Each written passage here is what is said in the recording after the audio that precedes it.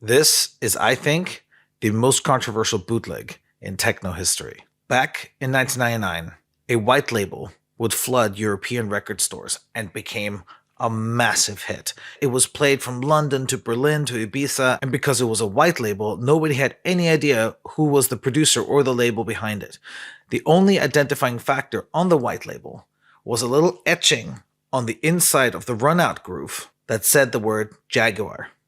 And that's it. But some people soon realized that the record had actually come out months earlier on a fiercely independent record label based in Detroit, run by Robert Hood and Mike Banks. That label is called Underground Resistance. The artist was DJ Rolando, and the name of the track was Knights of the Jaguar. So of course, this had to be it. This was the track. Except the white label and this record here, it didn't sound exactly the same. It was different. Plus, Underground Resistance had nothing to do with this release of the white label. So they had no idea what was going on. What was this record?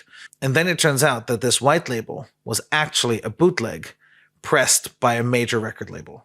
When the original record came out, Sony Germany loved it, and they wanted to license it and release it in European stores and put all their weight as a major record label behind them.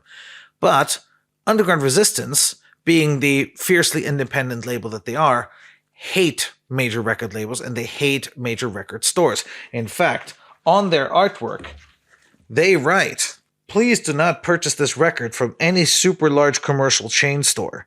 They hate the majors. On some records, they even etched "fuck the majors" on the inside of the record. It was a hard pass, I think we can say. Except Sony Germany did not care.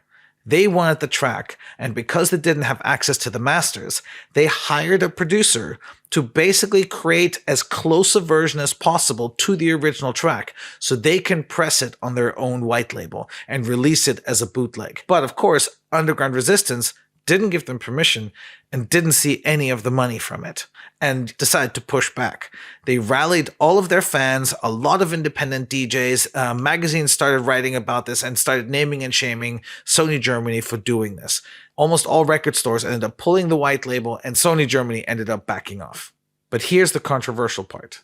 If Sony Germany hadn't done what they did and bootleg a fantastic track and put their weight behind it, would Knights of the Jaguar be the techno classic that it is today without the huge fanfare that came with the success of this bootleg?